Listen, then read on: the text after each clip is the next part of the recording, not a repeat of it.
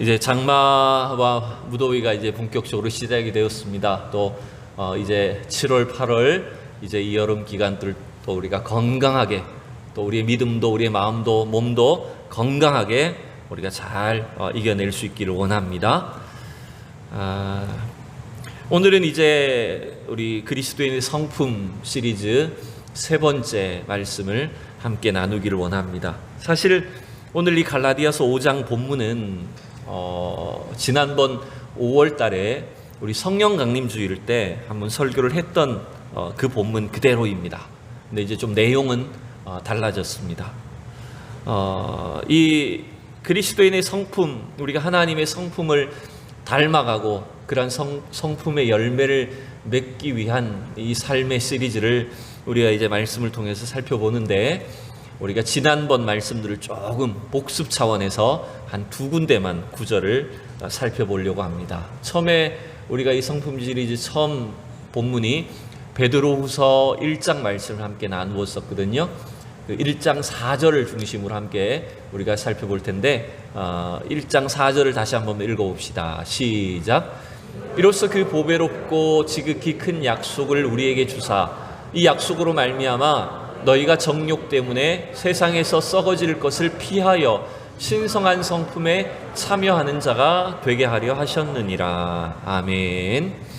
여러분, 베드로 사도는 우리에게 우리가 예수 믿고 구원받은 것이 뭘 위한 것이냐 하면, 구원받지 못했다면 우리는 이 세상에 우리의 썩어질 욕심을 위해서 살 수밖에 없는 존재였다는 거예요. 그러한 가운데서 우리를 내버려 두지 아니하시고 우리를 구원하여 주심으로 인해서 어디에 참여하게 하셨다고 말합니까? 우리를 신성한 성품, 여러분 이 신성한 성품은 하나님의 성품을 말하는 것입니다. 하나님의 성격을 말하는 것입니다. 그래서 우리가 하나님의 그 성품에 참여하는, 하나님의 성품을 닮아갈 수 있는 놀라운 특권과 은혜를 받았다라고 하는 것입니다. 여러분, 그래서 이 성품을, 하나님의 성품을 닮아가기 위해서는요, 우리에게 주신 이 구원 약속들을 잘 붙잡아야 됩니다. 그리고 특별히 이 베드로 후서에서는 이러한 열매를 위해서 우리가 하나님과 예수 그리스도를 아는 지식에서 날마다 자라가야 된다라고 말씀드렸습니다. 그래서 이 베드로 후서에는 지식, 암 이런 단어들이 참 많이 나오는 거예요. 그리고 두 번째 요한복음 15장에서는 이 말씀을 함께 나누었죠. 우리 15장 5절을 함께 읽어볼까요? 시작. 나는 포도나무요 너희는 가지라. 그가 내 안에 내가 그 안에 거하면 사람이 열매를 많이 맺나니 나를 떠나서는 너희가 아무것도 할 수 없음이라. 참 포도나무이신 예수 그리스도께 붙어있는 가지로서 우리가 하나님이 기뻐하시는 열매를 맺기 위한 비결을 뭐라고 말씀드렸습니까? 그것은 쉽게 생각해서 예수님께 붙어 있어야 된다는 거예요. 예수님과의 관계를 설명했습니다. 우리가 예수님과 어떤 관계를 이루며 어떤 관계를 형성하며 살아가는가에 따라서 우리의 삶 속에서는 하나님이 기뻐하시는 그런 열매들이, 성품의 열매들이 맺어질 수가 있게 된다라고 하는 것입니다. 그 구체적인 어떤 방법으로서 예수님은요, 이 요한복음의 15장 앞뒤, 즉 14장과 16장에 걸쳐서 반복적으로 말씀하시는 것이 있었어요. 그게 뭐냐면 이제 오늘 말씀의 주제입니다. 자, 14장에 보면, 요한복음 15장 바로 앞에 14장에 보면 이런 말씀을 하시죠. 예수님이 같이 읽어보겠습니다. 보혜사 곧 아버지께서 내 이름으로 보내실 성령, 그가 너희에게 모든 것을 가르치고 내가 너희에게 말한 모든 것을 생각나게 하리라. 평안을 너희에게 끼치노니 곧 나의 평안을 너희에게 주노라. 내가 너희에게 주는 것은 세상이 주는 것과 같이 아니하니라. 너희는 마음에 근심하지도 말고 두려워하지도 말라. 아멘. 여러분, 우리가 어떻게 하면 예수님과 연합된 삶을 살 수 있을까요? 하나님과의 관계가 원활하게 유지하면서 살 수가 있을까요? 그 비결이 바로 예수님이 가르쳐 주신 것처럼 누굴 통해서 가능하다는 것일까요? 우리를 위해서 보내주신 보혜사 성령님을 통해서 가능하다는 것입니다. 우리는 성령 안에서 비록 육신적으로는 예수님이 이 땅을 떠나셨지만 더 이상 우리가 예수님을 육신적으로 만날 수는 없지만 성령 하나님을 통해서 그 하나님의 말씀을 깨닫게 되고 생각나게 되고 하나님의 지혜를 공급받게 되는 거예요. 그래서 우리는 이 땅에서도 우리가 홀로 있지 아니하고 날마다 하나님과의 그 깊은 교제와 친밀한 관계 속에서 주님이 기뻐하시는 그런 아름다운 열매들을, 성품을 맺어갈 수가 있다라고 하는 것입니다. 그래서 이제 그 구체적인 우리가 맺어야 될 성품의 열매들을 이 오늘 갈라디아서 5장에서는 성령의 열매 9가지로 이렇게 쭉 소개를 한 걸 우리가 볼 수가 있죠. 여러분, 성령의 9가지 열매가 뭡니까? 이건 뭐 굳이 여러분 뭐 자막을 띄우지 않아도 여러분 이 정도는 이제 외우셔야 돼요. 성령의 9가지 열매가 뭘까요? 오늘 갈라디아서 5장 22절 23절에 나온 것처럼 사랑과 희락과 화평과 오래 참음과 자비와 양선과 충성과 온유와 절제니. 사랑과 희락과 화평까지는 잘하는데 그 다음부터 이렇게 되죠. 사실 뭐 외우는 게 크게 중요한 건 아닙니다만은 이러한 주님이 기뻐하시는 그러한 열매들이 우리 삶에 우리의 자연스러운 인격과 성품으로 맺어져야 된다는 거예요. 그래서 오늘은 이제 이 성품의 기초로서 다시 한번 성령님에 대해서 우리가 이 갈라디아서 말씀을 함께 살펴보려고 합니다. 여러분, 우리가 하나님과 동행한다는 것, 성령님 안에서 하나님이 기뻐하시는 성품의 열매를 맺는다는 것은 어쩌면 이런 것과 비슷합니다. 내가 지금 같이 살고 있는 사람 때문에 그 사람을 닮아가는 겁니다. 왜 우리 아이들이 가끔 보면 부모님이 맞벌이를 하기 때문에 어떤 이유 때문에 할아버지 할머니 손에서 큰 아이들이 있습니다. 우리 찬이처럼, 그죠?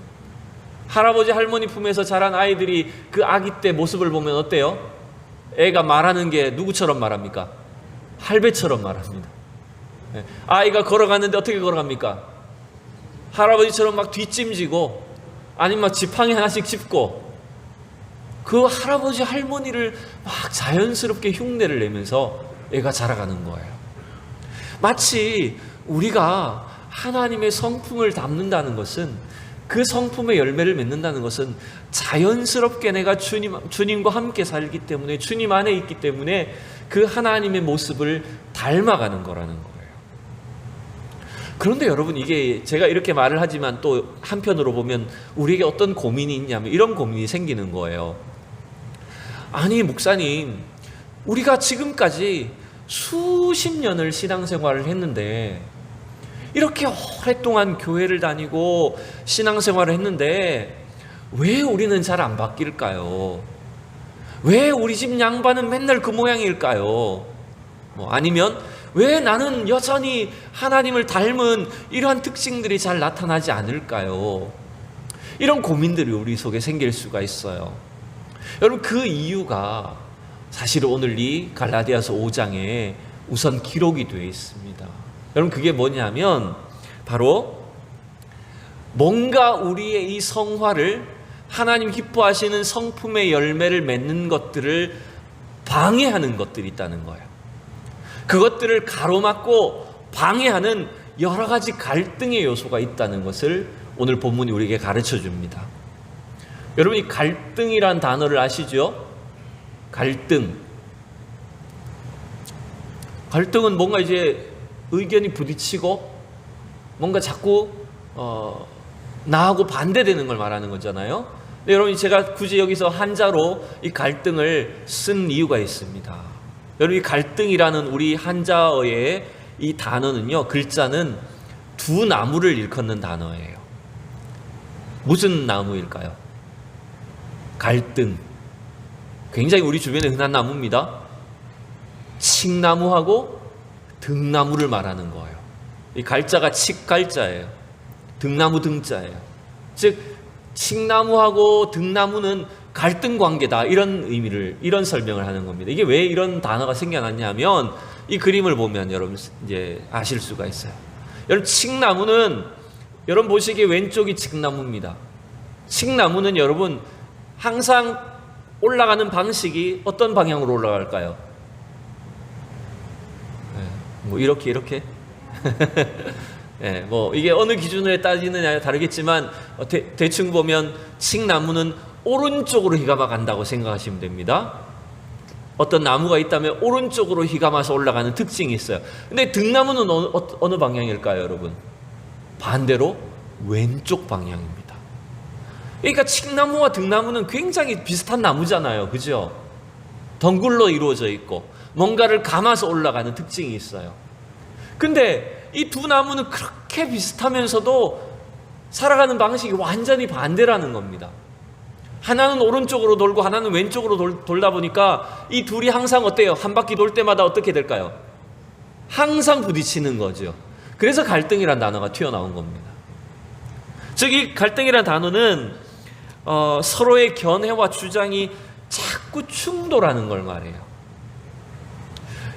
여러분, 오늘 갈라디아서 5장에 이 갈등이 나옵니다. 자, 우선 17절을 같이 읽어볼까요? 시작. 육체의 소욕은 성령을 거스르고 성령은 육체를 거스르나니 이 둘이 서로 대적함으로 너희가 원하는 것을 하지 못하게 하려 함이니라. 여러분, 어떤 것들이 서로 상충합니까?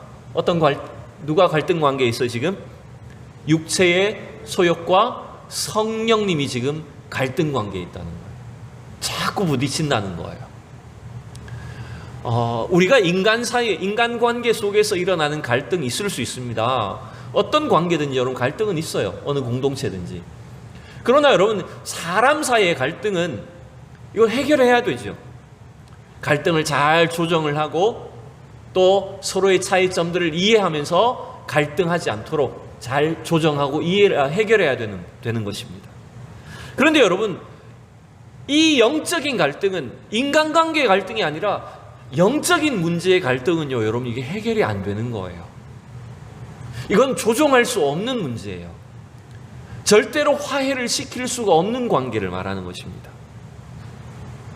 여러분, 지금 육체의 소욕과 성령님은 절대로 화합을 할 수 없는 관계라는 걸 말하는 겁니다. 여러분, 쉽게 생각해 보세요. 우리가 이 세상적인 것에 온통 신경을 쓰면서 이 세상에 있는 쾌락과 즐거움, 더 나아가서 여러 가지 죄악에 빠져 있다고 합시다. 내가 그러한 죄악 가운데 있으면서 하나님을 내가 잘 섬길 수 있을까요? 어젯밤에 만약 여러분들이 밤새도록 술을 한창 마시고 여러 가지 악한 일들을 막 하다가 새벽이 되어가지고 아유, 그래도 내가 일요일이니까 교회나 가야지 하면서 예배당에 오면 신앙생활이 잘 될까요? 물론 여러분, 그렇게 해서 예수 믿는 사람도 있습니다. 그런 방식을 통해서 불러주신 사람도 있기는 있어요. 그렇지만 우리가 절대로 주님을 믿는다고 하면서 하나님을 섬긴다고 하면서 이 세상적인 온갖 욕심과 죄악 가운데서 절대로 하나님을 잘 섬길 수가 없는 거예요. 그래서 예수님도 마태복음에서 뭐라고 말씀하셨습니까? 너희가 하나님과 뭐를 겸하여 섬길 수 없다고요? 재물을 겸하여 섬길 수 없다고 말했습니다. 그게 절대로 하나가 될 수 없는 문제라는 거예요. 우리가 어떤 음행이나 우상숭배나 오늘 본문에 나오는 술 취함과 방탕, 시기, 질투 이런 것들을 하면서 하나님을 잘 섬길 수 있을까요? 이것은 절대로 안 된다는 걸 말하는 거예요. 결국 우리에게 가르쳐주는 것이 뭐냐면, 이게 참 아이러니하긴 하지만 저와 여러분이 신앙생활을 잘 하려고 할수록 뭐도 커질 수 있다는 걸까요? 영적인 갈등도 커질 수 있다는 거예요. 영적인 공격도 커질 수 있고요, 그로 인한 영적인 갈등도 우리 마음에, 우리 속에 커질 수도 있다는 것입니다. 여러분, 이렇기 때문에 우리 믿는 자들에게는 내적 전투가, 영적인 싸움이 일어나는 거예요. 여러분, 물론 여러분에게 정말 여러분들이 믿음이 좋아서, 믿음이 날마다 충만해서 아무런 갈등이나 영적인 공격이나 시험이 없으면 좋겠습니다. 그런데 여러분, 우리 신앙생활의 여정 속에는 언제든지 그러한 공격들, 시험들이 올 수가 있다는 거예요. 일부 어떤 이단들은 이렇게 가르치기도 합니다. 간혹 이렇게 이단들이 이러한 내적 갈등과 관련해서 교묘하게 사람들을 유혹할 때가 있어요. 이렇게 말을 하는 겁니다. 여러분들이 구원받았다고 하면 여러분들은 하나님 앞에 회개할 것이 없어야 됩니다. 왜? 우리 죄를 다 하나님이 용서해 주셨는데 왜 여러분 회개할 거리가 있습니까? 아직도 여러분들이 뭔가 하나님 앞에 죄가 있고 회개할 거리가 있다고 한다면 여러분들은 구원받지 못한 것입니다. 지금 아멘 안 나오시나요? 아시겠죠? 이건 조심해야 될 이단의 가르침입니다. 우리 동네에도 있어요. 저 기쁜 소식 이런 교회 구원파라고 하죠. 여러분, 구원파는 교회 다니는 사람들에게 그렇게 공격합니다. 여러분들이 회개한다는 것은 아직도 예수 안 믿었다는 거예요. 그래서 죄사함과 거듭남의 비밀을 알아야 된다고 이렇게 우리를 이끕니다. 여러분, 이건 굉장히 교묘한 잘못된 방식의 가르침이라는 걸 아셔야 됩니다. 여러분, 성경은 오늘 이 본문을 통해서 우리 보면 성도가 구원받았기 때문에 이러한 갈등이 올 수 있다는 거예요. 여러분 믿습니까? 우리가 구원받지 못했다면 이러한 영적 공격이나 갈등이 아예 없을 수 있어요. 하나님을 믿지 않는데 무슨 공격을 하겠습니까? 우리가 하나님을 믿고 구원받았기 때문에 우리에게는 이러한 대적들이 우리의 성화를 방해하고 주님을 닮지 못하도록 하는 이러한 육체의 소욕들, 옛사람의 본성들이 우리 안에 남아있어서 끊임없이 대적하고 갈등 관계를 일으킨다라고 하는 것입니다. 그래서 오늘 이 갈라디아서 5장에는요, 그러한 육체의 어떤 욕심들, 육체의 소욕으로 인해서 나타나게 되는 결과들을 또 자세하게 설명을 했었습니다. 그건 제가 다 읽지 않겠습니다. 그게 이제 오늘 몇 절이 나옵니까? 갈라디아서 5장, 제가 성경 페이지가 넘어가서요, 19절 20절에 보면 그런 내용들이 쭉 나오죠. 육체의 일은 분명하니 라고 하면서 음행, 더러운 것, 호색, 우상숭배, 주술 이런 쭉 나열이 되어 있습니다. 그 제일 마지막에 가보면 어떻게 되어 있습니까? 전에 너에게 경계한 것 같이 21절에 후반부에 보면 너에게 경계하노니 이런 일을 하는 자들은 하나님의 나라를 유업으로 받을 수 없다. 여러분, 이런 일을 한다는 것은 무슨 말이냐면요, 이러한 죄악된 본성을 따라서 반복적으로 의도적으로 악한 열매를 맺으면, 악한 일을 일삼으면 그것은 하나님 나라의 아무런 유업, 하나님 나라의 구원을 받지 못한다, 이런 의미라는 거예요. 근데 여러분, 우리 성도는 어떤 상황이냐면 구원받았기 때문에 이러한 육체의 소욕이 아직 옛사람의 본성이 남아있어서 우리 안에 거하시기를 원하시는 성령님과 갈등이 일어나는 거예요. 넘어지기도 하고 일어서기도 합니다. 그러나 그런 갈등 속에서 우리는 어떻게 해야 됩니까? 우리는 의도적으로 성령님을 쫓아가야 되는 거예요. 그러한 연약함을 깨달으며 우리 속에 일어나는 영적인 싸움을 느끼면서 우리는 의도적으로 성령님을 의지하고 성령님을 쫓아감으로 인해서 하나님이 기뻐하시는 이러한 성령의 열매들을 우리의 인생에, 우리의 삶의 성품의 열매로 맺어야 된다는 거예요. 그 과정을 통해서 자연스럽게 우리는 그러한 하나님의 성품을 닮아갈 수가 있다라고 하는 것을 알려주고 있습니다. 자, 이제 그러면 우리는 구체적으로 어떻게 하면 성령님을 쫓아갈 수 있을까요? 그래서 이 성령의 9가지 열매로 대표되는 하나님의 성품들을 우리가 맺을 수가 있을까요? 저는 오늘 이 본문에서 크게 2가지로 나누어서 생각을 해보려고 합니다. 첫 번째는 이 성품의 기초로서 우리 성령님을 생각할 때 첫 번째 우리가 정리해야 될 것이 이것입니다. 1번 다 같이 읽어봅시다. 시작. 우리는 육체를 십자가에 못 박아야 한다는 것입니다. 갈라디아서 5장 24절에 그 명령을 내리고 있는데, 가르침을 주고 있어요. 우리 5장 24절을 다시 한번 읽어봅시다. 시작. 그리스도 예수의 사람들은 육체와 함께 그 정욕과 탐심을 십자가에 못 박았느니라. 아멘. 우리는 우리의 육체를 십자가에 못 박아야 한다라고 가르쳐주고 있다는 거예요. 여러분, 우리가 십자가에 못 박혔다라고 하는 이런 구절들이 성경에 여러분 곳곳에 등장합니다. 제일 유명한 구절 제가 한 두 군데만 찾아봤어요. 여러분 아마 제일 좋아하시는 성경 구절 중에 하나일 텐데, 갈라디아서 2장 20절에 보면 제가 좀 짧게 압축을 했어요. 어떻게 되어 있을까요? 같이 읽어봅시다. 내가 그리스도와 함께 십자가에 못 박혔나니 그런즉 이제는 내가 사는 것이 아니요 오직 내 안에 그리스도께서 사시는 것이라. 여러분, 분명히 갈라디아서 2장 20절에 우리가 그리스도와 함께 십자가에 못 박혔다라고 되어 있어요. 그죠?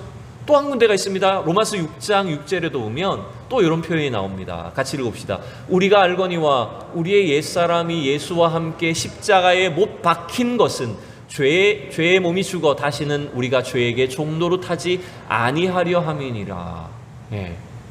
여러분, 이 갈라디아서 2장과 로마서 6장에 분명히 우리가 십자가에 못 박혔다, 과거 형태로 박혔다라고 이렇게 기록을 하고 있습니다. 근데 왜 저는 지금 갈라디아서 5장 24절을 통해서 왜 지금 우리가 십자가에 못 박아야 된다고 얘기를 할까요? 여러분, 이 갈라디아서 2장과 로마서 6장에 나오는 십자가에 못 박혔다라고 하는 것은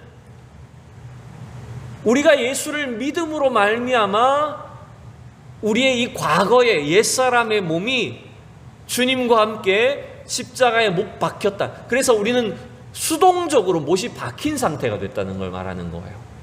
근데 여러분, 이 갈라디아서 5장 24절에 못 박은 것은 주체가 누구일까요? 누가 십자가에 못을 박은 걸까요? 네? 앞에 갈라디아서 2장과 로마서 6장은 어쩌면 예수 그리스도께서 우리를 택하셔서 우리의 옛사람의 몸을 십자가에 못 박으신 것이라고 보면 됩니다. 근데 여러분, 이 갈라디아서 6장의 주어는 예수님이 아니라 우리 자신을 말하는 거예요. 여기 본문에 그랬잖아요. 그리스도 예수의 사람들은 이라 그랬잖아요. 그리스도 예수의 사람들은 어떻게 해서 성령을 따라갈 수 있냐면, 성령 충만할 수 있냐면, 우리 옛사람의 본성인 이 몸을 날마다 십자가에 못 박아야 된다는 거예요. 자, 이게 무슨 말이냐? 굉장히 좀 어렵죠. 이렇게 생각하시면 됩니다. 우리가 예수를 믿고 구원받을 때 우리는 분명히 우리의 옛사람의 죄와 모든 자아를 십자가에 못 박힌 바 되었어요. 죽었단 말이에요. 그런데 예수를 믿었는데도 불구하고 우리 속에 옛사람의 본성이 남아있던가요? 다 죽었던가요? 분명히 죽은 것 같았는데, 그때 예수 믿을 때는 분명히 내가 확실하게 바뀐 것 같았는데 요놈이 안 죽었네. 다시 막 살아나는 거예요. 그래서 우리 안에 남아있는 이 옛사람의 본성을, 이 욕심들을, 정욕들을 우리는 어떻게 해야 된다고요? 지금도 계속해서 십자가에 못 박아야 된다는 걸 말하는 거예요. 여러분, 굳이 왜 그냥 죽이라라고 하지 않고 십자가에 못 박으라고 했을까요? 여러분, 이것은요, 이런 의미가 있습니다. 십자가에 못을 박아서 죽인다는 것은, 이것은 로마 시대의 사형제도 중에 가장 끔찍한 형벌입니다. 그 말은 주님께서 우리의 이 남아있는 옛사람의 본성과 우리의 정욕과 욕심들을 어떻게 처리하기를 원하실까요? 가장 끔찍한 형벌의 방식으로 예수님이 십자가에 못 박혀, 우리 죄 때문에 십자가에 못 박혀 죽으셨듯이 우리가 우리 죄를 처리하는 데 있어서 그와 같이 단호한 방식으로 십자가에 못을 박아야 된다는 거예요. 절대로 이것을 봐줄 문제가 아니라는 걸 말하는 겁니다. 또 여러분, 이 십자가에 죽는다는 것은 매우 어렵고 힘든 싸움을 말하는 것입니다. 그래서 여러분, 십자가에 못 박아 죽인다는 것은 단번에 죽이는 걸까요? 죽을 때까지 매달아 놓는 걸까요? 네? 우리의 정욕과 욕심을, 탐심을 십자가에 못 박아라는 것은 여러분, 바로 죽이라는 걸까요? 죽을 때까지 달아놓으라는 걸까요? 죽을 때까지 달아놓아야 된다는 겁니다. 그게 십자가 형벌의 특징이에요. 실제로 뭐 좀 극단적인 예이지만 마약 중독에 아주 오랜 시간 찌들어 있던 사람이 나와서 TV에 나와서 이야기하는 걸 본 적이 있어요. 이 사람은 10대 때 가출을 해가지고 세상 속에서 막 돌아다니면서 온갖 비행을 저지르다가 마약을 알게 되었어요. 그리고 한평생을 마약 중독자로 산 거예요. 다행히 죽지는 않았지만 온 몸과 마음이 다 망가졌어요. 근데 정말 하나님의 은혜로 이 사람이 뒤늦게 예수님을 믿고 그 마약 중독에서 조금씩 벗어나서 지금은 무슨 일을 하고 있냐면 마약 중독자들을 상담해주는 그 상담센터의 상담사로 일을 하고 있는 거예요. 전문 상담사로 일을 하는 거예요. 근데 이 사람이 자기를 소개할 때 뭐라고 하는지 아십니까? 제가 옛날에 이러이러한 마약 중독자였습니다. 저는 마약 중독에서 벗어난 누구입니다. 이렇게 말을 하지 않아요. 자기를 스스로 뭐라고 표현하냐면 저는 여전히 마약 중독자 누구입니다 라고 이렇게 말을 합니다. 이게 무슨 말이냐면 자기가 지금도 마약을 하고 있다는 말이 아니에요. 자기 속에 뭐가 남아있다는 것일까요? 조금만 방심하면, 조금만 까딱하면 뭐가 어떻게 된다는 걸까요? 자기는 얼마든지 다시 그 마약 중독의 길로 빠질 수 있다고 스스로 자꾸 경계하는 거예요. 여러분, 우리가 우리의 이 정욕과 탐심을, 우리의 옛사람의 이 죄악된 본성을 십자가에 못 박아 넘는다는 것은 뭐냐 하면 우리가 그러한 존재라고 하는 것을, 얼마나 우리가 넘어지기 쉬운 존재인가라고 하는 것을 하나님 앞에 솔직하게 인정하고 날마다 우리 자신들을, 우리의 육체를 죽이는 거예요. 그래서 우리는 이 죄악의 문제를요 타협할 수 있는 문제가 아니라는 거예요. 살려둘 수 있는 존재가 아니라는 거예요. 영원히 못을 꽂아놔야 되는 그런 존재라는 것을 알 수가 있습니다. 우리가 이 육체의 옛 본성과 싸우며 나아가는 것, 그 과정을 통해서 우리는 여러분 성령님 안에, 성령님과 함께 그 주님이 기뻐하시는 열매를 맺을 수가 있다는 거예요. 두 번째, 저는 오늘 말씀 이렇게 정리합니다. 자, 두 번째입니다. 같이 읽읍시다. 시작. 우리는 성령으로 살고 성령으로 행해야 합니다. 갈라디아서 5장 오늘 16절, 18절, 25절 여러 군데 성경을 통해서 보면 성령 안에 행하라, 성령 안에 살아야 된다는 구절들을 많이 강조합니다. 우선 16절, 18절 보십시오. 내가 이르노니 너희는 성령을 따라 행하라. 그리하면 육체의 욕심을 이루지 아니하리라. 18절 너희가 만일 성령의 인도하시는 바가 되면 율법 아래에 있지 아니하리라. 25절 만일 우리가 성령으로 살면 또한 성령으로 행할지니. 계속해서 여러분 성령을 따라 행하는 것, 성령을 따라 사는 것, 여러분 그걸 지금 강조하고 있는 걸 여러분 볼 수가 있습니다. 우리가 예수 믿고 구원받으면 됐지 뭐 성령님을 따라 살아야 될까? 왜 성령님이 거하셔야 될까요? 여러분, 우리가 구원을 받는 그 순간부터 구원받은 이후에 이 땅을 살아가는 모든 과정이 철저히 우리의 힘으로, 우리의 능력만으로 되지 않는다는 것을 말합니다. 왜냐하면 하나님이 우리 안에 거하시지 않으면, 성령님을 통해서 하나님이 우리를 다스려 주시지 않으면 우리는 끊임없이 다른 것이, 육체의 본성이, 세상의 공중권세 잡은 자가, 이 세상의 유행과 흐름이 우리를 지배할 수밖에 없다라고 하는 것입니다. 에베소서 2장의 말씀처럼 우리는 그래야면 여러분 진노의 자녀, 하나님의 진노와 심판의 자녀밖에 되지 않는다는 것입니다. 그래서 여러분 우리가 하나님의 자녀로 산다는 것은, 구원받았다는 것은 하나님의 지배, 하나님의 통치 아래에 있어야 된다는 것을 가르쳐 줍니다. 여러분 믿습니까? 일주일 동안 내가 세상 속에 마음대로 살다가 교회에 왔을 때만 하나님 우리를 다스려 주시면 될까요? 아니에요. 저와 여러분의 모든 삶이 하나님의 그 통치와 다스리심, 임재 아래 있어야 된다는 거예요. 하나님 우리 안에 거하기를 원하십니다. 성령님은 저와 여러분 안에 내주하기를 원하십니다.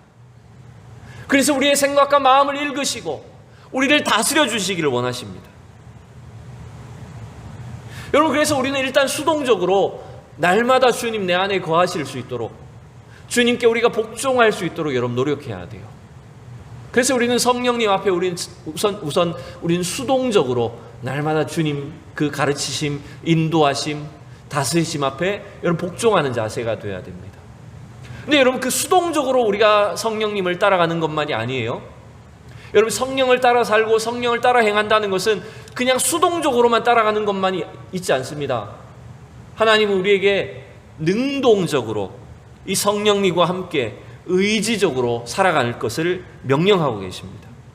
여기 25절에 있는 성령으로 행하라는 이 말은요, 행한다라고 하는 단어는 여러분 그냥 쉽게 생각하면 그냥 걷는다, 뭐 행동한다 이런 단어이지만, 이 행한다라고 하는 이 단어의 더 구체적인 뜻은 뭐냐면 횡으로 서 있다, 횡대로 늘어서 있다, 정렬해서 걷는다, 이런 의미를 갖고 있습니다. 즉 이게 무슨 말일까요? 우리가 성령님 안에 성령님을 따라 살고 성령님과 함께 행한다는 것은 날마다 성령님과 내가 발맞추어서 나가는 걸 말해요. 이것은 단순히 수동적으로 앞으로 가면 가는 그 정도만이 아니라 내가 늘 성령님, 내 옆에 계신 하나님을 느끼고 하나님을 인식하면서 주님과 함께 내가 발을 맞춰서 걸어 나가는 걸 말하는 겁니다. 그 일을 위해서 우리가 어떻게 해야 되는지 아십니까?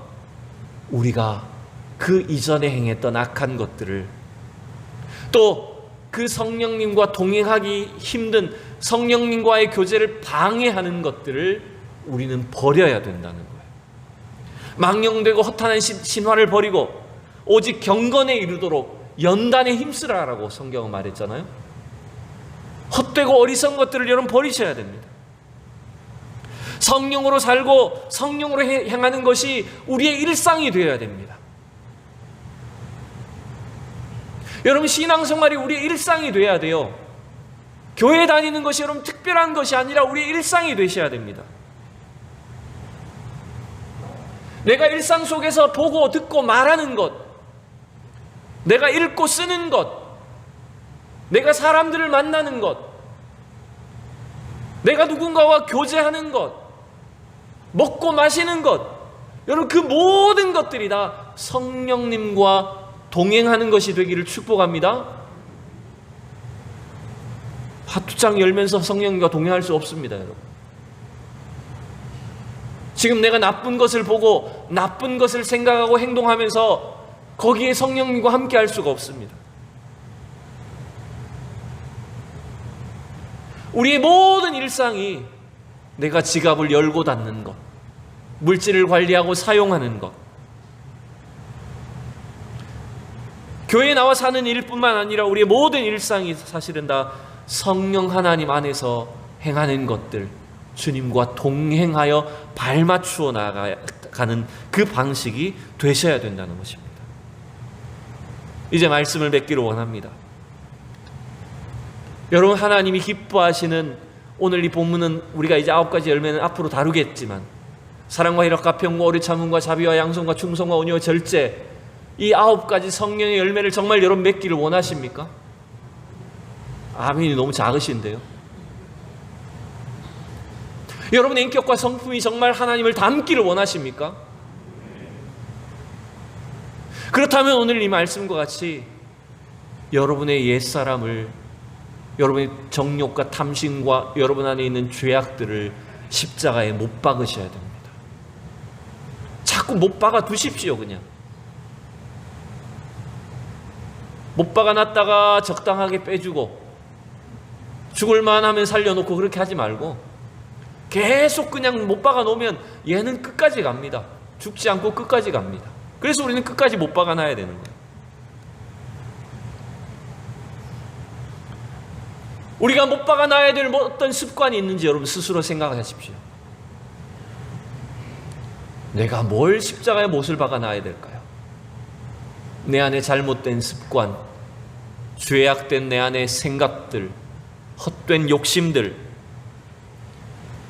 끊고 싶은데 끊어지지 않는 그 죄의 문제들, 어쩌면 중독되어 있는 그 문제들, 여러분 그걸 주님 앞에 고백하고 십자가에 못 박아 두어야 됩니다. 또한 성령님의 통치와 다스리심을 따라 복종하고 주님과 여러분 발 맞추어서 한 걸음 한 걸음 여러분의 매일매일의 일상의 모든 영역들을 주님 안에, 성령 안에 살고 성령 안에 행하셔야 됩니다. 그래야 할 때 우리 속에 하나님이 기뻐하시는 이러한 아름다운 성령의 열매들을 우리의 성품으로 열매 맺게 될 것입니다. 그 기초가 여러분 성령님이십니다. 그래서 여러분 성령님을 사모하셔야 됩니다. 여러분 기도할 때마다 성령님을 구하셔야 됩니다. 성령님께 여러분 민감하셔야 됩니다. 기도는 하지만 나는 성령님께 아무 관심이 없으면 안 됩니다. 기도하면서 성령님이 오늘도 나를 어떻게 인도하시는지, 나에게 어떤 말씀을 주시고 지혜를 주시는지 그분의 말씀에 민감하게 반응하셔야 되고, 성령님이 가르치시는 것을 따라서 여러분 순종하셔야 됩니다. 그래야 그분의 말씀 앞에 여러분 순종하며 한 걸음 한 걸음 나아가다 보면 자연스럽게 여러분이 알 듯 모를 듯하게 주님이 주시는 그 놀라운 열매들이 저와 여러분의 삶 속에 맺어져 있게 될 줄로 믿습니다. 함께 우리 기도하겠습니다. 살아계신 하나님, 우리의 귀한 이 구원의 삶, 주님께서 우리에게 이 놀라운 구원의 은혜와 능력을 이루어 주시고 또한 예수 그리스도 안에서 하나님의 그 성품을 우리가 닮아갈 수 있도록 열매 맺게 하심을 참으로 감사합니다. 그 일을 위하여 성령 하나님 지금도 역사하시고 우리를 다스려 주시고 인도하고 계신 줄로 믿습니다. 하나님, 오늘도 이 말씀과 같이 날마다 우리의 헛된 정욕과 탐심과 죄악들을 십자가에 못 박게 하여 주시옵소서. 그리하여 성령님이 우리 다스리는 사람들이 되게 하여 주시옵소서. 성령님의 인도하심을 따라 날마다 살게 하시고 성령님 안에 매일매일의 삶을 행할 때에 주님이 기뻐하시는 그런 아름다운 신앙의 사람들, 믿음의 사람들, 그 귀한 성품이 우리 안에 가득가득 열매 맺는, 그리하여 하나님께 영광 올려드릴 수 있는 우리 모든 성도들이 되게 하여 주시옵소서. 감사드리며 예수 그리스도의 이름으로 기도하옵나이다. 아멘.